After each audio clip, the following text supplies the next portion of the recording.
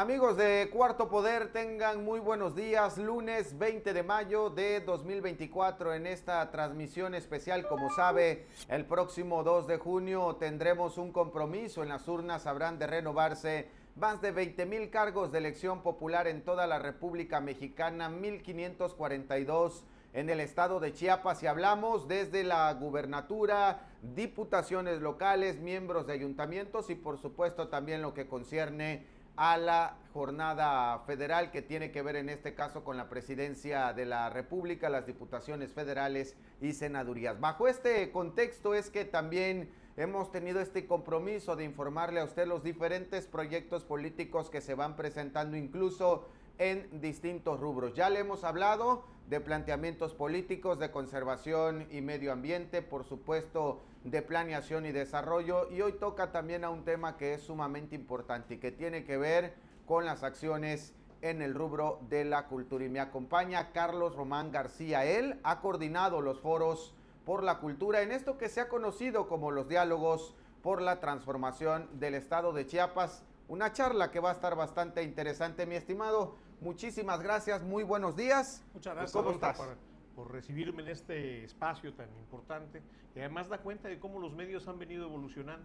Cuarto Poder es un periódico que desde hace mucho tiempo apareció en forma impresa, pero ahora lo leemos en línea y además tenemos esta ocasión de hacer medios nuevos, porque no es radio, no es televisión, ¿sí? Es un híbrido en el que hay lo que se buscaba siempre, un espacio de comunicación, porque aquí efectivamente la gente puede interactuar, puede hacer preguntas, puede intervenir y se enriquece la comunicación entre los medios y el público. Sí, por supuesto. Pues mi estimado Carlos, entremos en materia. Decía yo en la presentación, ya han venido varios de tus compañeros que han tenido esta enorme responsabilidad de coordinar estos foros.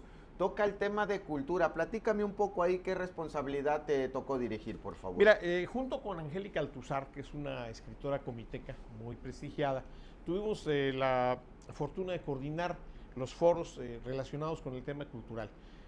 Organizamos dos, pero adicionalmente participamos en un tercero, porque coincidió con la voluntad de la senadora Susana Harp, que cumplió el mismo papel en el ámbito federal para la candidata Claudia Sheinbaum, y estuvimos con ella en San Cristóbal en el primer foro. El segundo se llevó a cabo en la Trinitaria y el tercero en Ocosocuautla de Espinosa. Hablábamos tras bambalinas que uno pensaría que todo estaba concentrado en Tuxtla Gutiérrez. Me decías que tiene un sentido que se hayan hecho en estos municipios. Así es, porque habitualmente estamos acostumbrados que todas las actividades culturales y políticas se llevan a cabo en las 4 ciudades más importantes de Chiapas, en Tuxtla, San Cristóbal, Comitán y Tapachula, y no se le da lugar a otros pueblos. En el caso del Foro de la Trinitaria, ahí se convocó a los artistas y a los intelectuales de los pueblos originarios, y por primera vez, o de una manera pues no común, no fue en los altos, en donde los otziles y los celtales, que son los más numerosos, los que tienen más presencia, no les tocó a ellos recibir ahora, sino a los tojolabales, a los canjobales, a los zacatecos. Aquí hay que señalar una cosa: el acateco es una lengua que todavía no está reconocida por la Constitución de Chiapas, a diferencia de las otras 12, 11 mayenses, como dicen los lingüistas, y otra que es el zoque. El acateco es una lengua que se habla en esta región, y entre las consideraciones que aparecieron en los foros está precisamente de incorporarla a esta protección constitucional. Entonces, allí recibieron ellos a los amigos de otras regiones, participaron en ese momento de varios de nuestros pueblos y culturas, y en Ocosocuautla también tuvimos la fortuna de ser bien recibidos y de iniciar con este ejercicio lo que tendrá que ser una política de gobierno: descentralizar la cultura. ¿Cómo les fue, mi estimado Carlos? Y cuando digo cómo les fue, me refiero a estos planteamientos o estas necesidades que se hayan enmarcado en el rubro de la cultura. Pues la verdad, hubo una respuesta muy amplia, una respuesta muy favorable. Hay un sentido de participación. Este ejercicio de consultar a la población sobre el qué hacer no es un ejercicio común. En Chiapas ha sido muy escaso. El primer ejemplo fue en la campaña del general Francisco J. Grajales, en los años 50, 1949 se llevó a cabo la elección, en el 50 él tomó posesión, y ahí por primera vez se llevaron a cabo lo que se llamó entonces las conferencias de mesa redonda, en donde se discutieron temas como el café, etcétera, todos los temas fundamentales para la vida de Chiapas. Y hay que recordar que también fue el gobierno del general Grajales un gobierno ejemplar en materia cultural. Hablo rápidamente de cuáles fueron algunos de sus logros: el establecimiento del primer museo de arqueología, que estuvo a cargo del poeta de Pijijiapan, Armando Duvalier, la creación del Archivo General del Estado, a cargo del historiador Fernando Castañón, el apoyo al Ateneo de Ciencias y Artes de Chiapas, que era un grupo muy nutrido de artistas intelectuales que llegaron a tener trascendencia internacional, y la edificación del Palacio de la Cultura, que está donde ahora está la rectoría de la UNICACH. Es decir, hubo un enorme esfuerzo en materia cultural que se correspondió con esta tarea de planeación en la que se involucró a la sociedad. Otro ejercicio se llevó a cabo en la campaña de don Patrocinio González Garrido, y ahí también, como consecuencia, hubo una serie de acciones que favorecieron a la cultura. El Centro Cultural Jaime Sabines, si bien se inició su construcción ya en el gobierno de Elmar Setzer, se programó y se planeó desde el gobierno de don Patrocinio. Y si vemos estos dos periodos, hubo también un gran auge de publicaciones, de actividades culturales, en fin, que ahora tenemos la obligación, sobre todo por la calidez, la emoción y el grado de participación de artistas, creadores, promotores culturales, de aportar sus puntos de vista para enriquecer no solo el diagnóstico, sino las acciones que tendrá que llevar a cabo el plan de gobierno. Tomando en cuenta, mi estimado Carlos, que no solo hablamos de bases, sino ya de proyectos consumados, ¿no? Esto que me señalabas. Ahora, ¿qué manifestó este grupo, digamos, que forma parte de la cultura aquí? Pues en principio nosotros quisimos, junto con Angélica, a pesar de saber que siendo convocados los diálogos por una asociación civil iban a tener esa utilidad para la planeación del futuro gobierno, lo que procuramos fue recoger y ordenar, que es una tarea en la que sigue trabajando el licenciado Juan Carlos Gómez Aranda, y además que se complementa con la propuesta que el propio candidato hizo con su libro el Plan Chiapas Transformador 2024, en el que se integran toda una serie de políticas públicas que articulan las propuestas. Por plantearte alguna, el único acuerdo de San Andrés Larráinzar que se cumplió después del levantamiento zapatista y de los diálogos en este pueblo tzotzil fue la creación del Centro de Artes, Lengua y Literatura Indígenas, el CELALI. Y el propio director, junto con un grupo de intelectuales y artistas de los pueblos originarios y también mestizos y de todos los habitantes de Chiapas, el planteamiento es convertirlo en un centro de la diversidad, que abarque también a los pueblos afrodescendientes, que aunque no tienen el mismo peso o el mismo registro que en Veracruz, Guerrero o Oaxaca, están presentes en nuestra cultura, en cosas tan emblemáticas como la marimba, como la dieta. Cuando vamos a echar botana, no sabemos que la chanfaina es una forma que los esclavos africanos usaron para adaptar. ¿Por qué? Porque los blancos se quedaban con lo mejor de la res. Entonces la cabeza, las vísceras eran desechadas y la población de origen africano la guisó de modo tal que ese es un aporte también a nuestra cultura. La cultura afrodescendiente está presente, pero también otras manifestaciones. Los migrantes que estuvieron en la costa, chinos, japoneses, alemanes, norteamericanos, también han contribuido a este crisol que es la cultura chiapaneca, que además es el mayor valor que nosotros aportamos a la República, la diversidad. Chiapas tiene 13 lenguas de los pueblos originarios, 13 lenguas indígenas, Oaxaca tiene 16, esas 29 son el 42% del total de las lenguas que se hablan en México. Entonces, tener una idea, para tener una idea de la dimensión y de la importancia. Chiapas, por ejemplo, tiene 3,000 sitios arqueológicos que son parte de su patrimonio. La defensa y la protección del patrimonio cultural son también tareas que se plantearon en los foros y que tendrá el nuevo gobierno. ¿Esto como propuesta también? También naturalmente. ¿Qué pasa? Que hablamos de que vamos a cumplir 200 años de formar parte de México.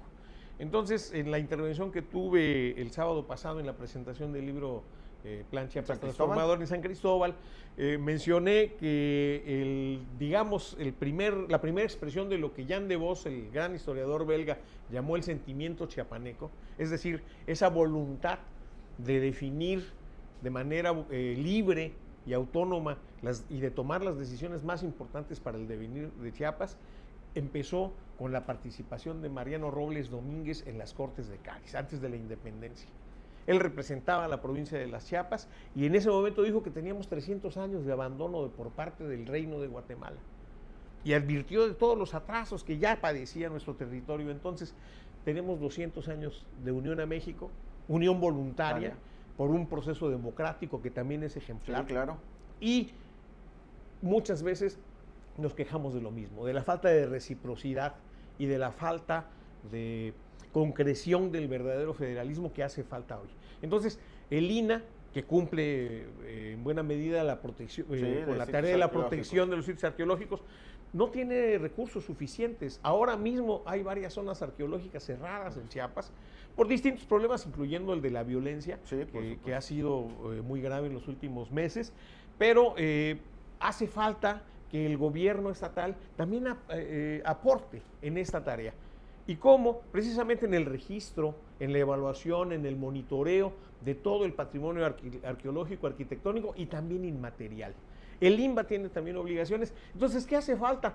Que renovemos el pacto federal en todos estos elementos, que vuelva a haber una buena relación articulada con proyectos y con propuestas entre el gobierno del Estado y las instituciones federales. Mi estimado Carlos, ¿en estos diálogos surgió algún tema que tenga que ver con proyectos de investigación o de difusión? Porque luego el tema cultural sí se investiga mucho, pero a veces no se difunde mucho. En efecto, por ejemplo, ayer en la presentación en San Cristóbal estuvo Francisco Álvarez Quiñones, Pancho Álvarez, que fue uno de los fundadores de un movimiento que ahora tiene muchísimo auge, que es la creación literaria y artística en los pueblos originarios.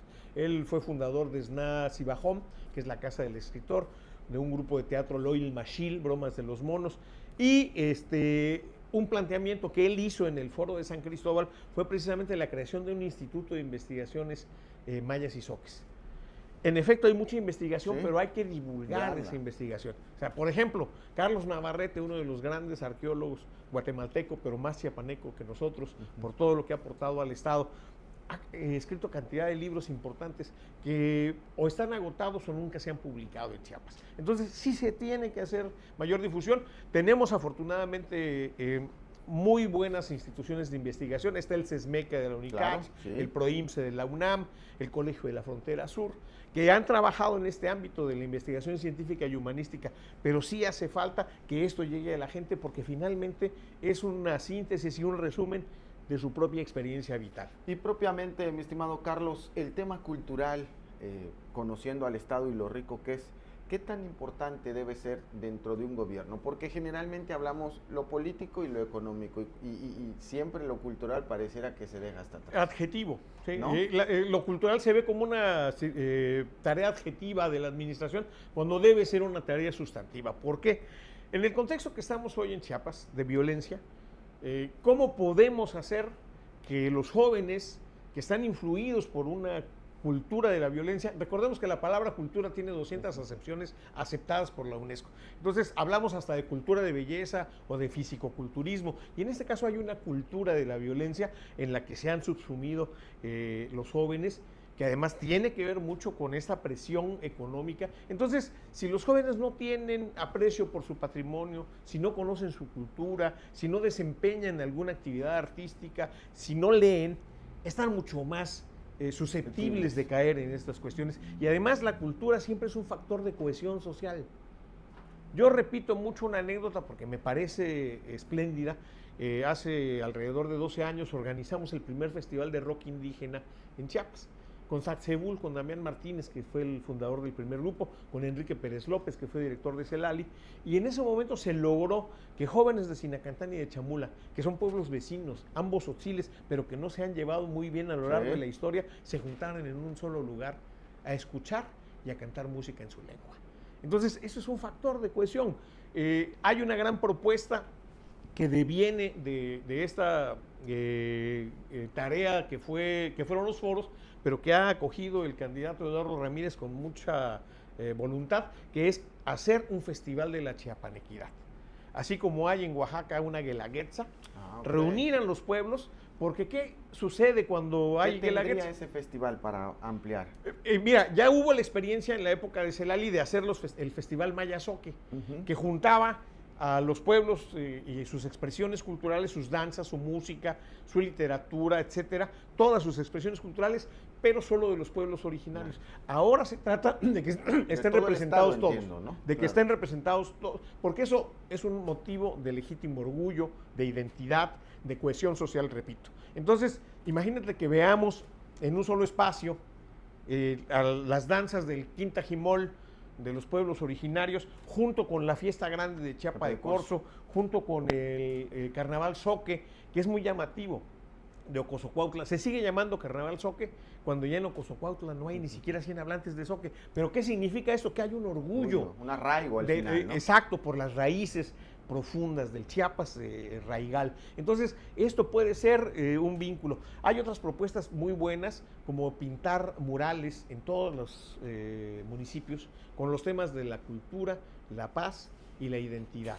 Me llamó la atención, mi estimado Carlos, lo que decías hace unos momentos, es decir, desde la parte cultural también se puede combatir el contexto de inseguridad en cierto modo. Claro que sí, claro que sí. O sea, un pueblo que lee, un pueblo que danza, un pueblo que disfruta su patrimonio, es un pueblo que se aleja de la violencia. Buena parte del desarraigo que percibimos en muchos lugares, de la aculturación, o sea, de los procesos que van eliminando o transformando. La cultura se tiene que entender como un fenómeno vivo, que cambia. Sí, claro, por supuesto. A mí me tocó participar en los diálogos de la Reinsar y discutía con los amigos zapatistas, con los que tengo una gran simpatía en muchos casos, sobre la idea de conservar a los pueblos originarios como si fueran un museo. Y yo les decía, si tienen derecho a la continuidad, que es un derecho humano universal, también tienen derecho al cambio. Claro, Pero ese cambio tiene que ser voluntario y ese cambio tiene que estar conducido sobre la base de sus propios elementos originarios, ¿no? De sus elementos de identidad. Entonces, por ahí es que camina este proceso. Entró en este rubro el tema de lenguas maternas, nuevos museos, Sí. toda esta historia, mi Mira, estimado. primero rescatar y levantar la infraestructura cultural que está. Digo, a mí me gusta mucho una forma de entender la política de Eduardo Ramírez que tiene que ver con no culpar al pasado de los errores o de no decir, bueno, es que eso está mal porque lo hicieron mal. Aquí de lo que se trata es de proponer, pero sí hay que partir de un diagnóstico objetivo. Sí. El libro del Plan Chiapas Transformador tiene un diagnóstico crudo sobre problemas agudos. En el tema cultural, la infraestructura está abandonada. El Centro Cultural Jaime Sabines, yo me acuerdo porque a mí me tocó hacer el programa de necesidades de ese edificio, que originalmente iba a ser solo el Archivo General del Estado y la Biblioteca Central, y en esa época, cuando don Patrocinio y don Elmar Setzer, se decía, ¿para qué hacer un elefante blanco en un estado que tiene tal grado de analfabetismo? Bueno, yo invito a cualquiera que haga una estadística y vea cuántos niños y niñas han recibido talleres ahí, Sí, cómo cuántos no. han leído, cuántos han resuelto problemas, cuántos libros se han presentado. Llegan a investigar, a recopilar información, Y ya se pagó socialmente el costo de ese edificio. ¿Y por qué no soñar? Un crítico de cine, Gustavo Trujillo, que ha sido el promotor de la muestra internacional de cine en Chiapas desde hace 20 años, a veces pagando de su propia bolsa, propone la creación de una cineteca en Chiapas, en donde se recoja todo lo que tiene que ver con la historia fílmica de nuestro estado, las películas que se han hecho aquí, los actores chiapanecos que tenemos grandes como Amanda del Llano, Pancho Córdoba, Miguel Torruco, en fin. Y junto con esa, pues, hacer una fototeca para rescatar también ese patrimonio. Entonces, si soñamos alguna vez y se logró el Centro Cultural Jaime Sabines, ¿por qué no pensar en una ciudad de las artes? Tú ve a Zacatecas y vas a ver que hay un museo de los hermanos Coronel en pleno centro. O ve a Taxco y vas a ver que hay un museo de La Plata. Dime dónde hay un museo donde se exponga el arte contemporáneo chiapaneco. Creo que nos falta eso también, ¿no? Falta también. Sobre todo en el centro de la ciudad, mostrarle a alguien, sabemos el Parque La Marimba, pero ¿qué más? Y también tenemos que hacer un esfuerzo por mejorar nuestros museos. El Museo de la Marimba, que está Claro. precisamente frente al parque, vale la pena hacen esfuerzos el ayuntamiento muy ingentes para mantenerlo, pero se tiene que modernizar, se tiene que actualizar. Por supuesto. El museo de la ciudad, que está donde estuvo la antigua presidencia municipal. Sí. Entonces, se tiene que constituir un sistema estatal de museos, y esa es una demanda de los creadores y de los artistas. Ahora, también me llama mucho la atención porque la propuesta, por ejemplo, para construir nueva infraestructura cultural, actualmente solo funcionan y de manera precaria 57 casas de la cultura. En Chiapas, en 224 municipios. Y de toda la red estatal de bibliotecas, que abarca más de 400 establecimientos, 80 están cerrados. Entonces, ese diagnóstico es crudo, pero hay que responder con inteligencia. ¿Y cuál es una de las medidas? Que la nueva infraestructura cultural se construya con dos premisas: la sustentabilidad y el respeto a la tradición. O sea, en lugar de hacer cajones de zapatos, hacer edificios que tengan que ver con la tradición arquitectónica de cada pueblo. Hacer un modelo de construcción para los altos, otro para la costa, que sean funcionales, que sean baratos y que permitan que en un solo espacio se logre también otra propuesta: transformar las casas de la cultura en centros integrales de formación y de iniciación artística. A eso se suma una propuesta específica del candidato de establecer espacios de atención para los niños en la tarde, o sea, estancias infantiles, en las que también se les impartan cursos y talleres sobre su propia cultura, de instrumentos musicales, marimba, etcétera, que permitan eso, que se arraigue la identidad, que podamos crecer como pueblo identificándonos en nuestra chiapanequidad. Vaya reto, ¿no?, que se espera, porque al final, por lo que me comentas, sí es un reto mayúsculo esto. Es un reto mayúsculo y enfatizo, siempre se ve a la cultura como algo adjetivo, como la cereza del pastel, como la florecita, como algo de adorno, y no es así. O sea, la cultura no solo son las artes y sus expresiones más altas, también es la forma en que vivimos. O sea, cuando hablamos de la cultura zoque, estamos hablando de cómo ellos a lo largo del tiempo se han organizado. Por ejemplo, si hacemos un recuento de la resistencia indígena a lo largo de los siglos, los celtales se rebelaron en 1712 en Canjúc, los tzotziles entre 1867 y 69 en los Altos, la rebelión zapatista estalló en 1994 y solo hubo una rebelión zoque en todo este tiempo, en 1693 en Tuxtla.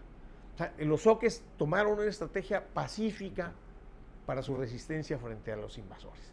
Entonces, hay valores de esa naturaleza que ni siquiera conocemos. Y que habría que la pena y tenerlos además vivos, ¿no?, estos establecimientos. Pues mi estimado Carlos, ¿algún mensaje que quieras comentarle al pueblo de Chiapas? ¿Qué viene ahora, ya que se hizo, digamos, toda esta recopilación de información? Pues lo que viene es hacer un enorme esfuerzo porque los proyectos más viables, los más importantes, los de mayor trascendencia, los de mayor impacto inmediato y en el mediano plazo, se comiencen a hacer. Entonces hay un esfuerzo, te reitero, de planeación en el que está afortunadamente el licenciado Juan Carlos Gómez Aranda, que es un conocedor de estos temas, en el que se están articulando, por un lado, las propuestas recogidas en los foros, por otro lado, la propuesta del candidato en su libro, y adicionalmente el candidato lo ha dicho en las dos presentaciones que han sido muy exitosas, una en Tuxtla y otra en San Cristóbal, que tiene que ver con que sigue abierta la posibilidad de que la gente haga llegar a estos grupos sus propuestas o sus propuestas específicas que permitan enriquecer. O sea, no hay nada mejor hecho en un gobierno que cuando es capaz de recoger las inquietudes ciudadanas y transformarlas en proyectos, en políticas públicas y en planes estatales de gobierno. Perfecto, pues escuchaban, amigos de Cuarto Poder, esta interesante charla que tiene que ver con todo el tema cultural desde un proyecto político, desde estas propuestas que se han planteado por parte de la candidatura de Eduardo Ramírez Aguilar. Sabremos, por supuesto, en el transcurso del tiempo cuáles se pueden consolidar. Mi estimado Carlos, de verdad te agradezco mucho que hayas estado aquí en el estudio, y a usted, como siempre, que nos sigue a través de nuestros diferentes espacios. Lo invito pues a que a las 2 de la tarde nos siga de nueva cuenta a través de nuestra emisión de noticias. Que pase usted un excelente día. Muchas gracias.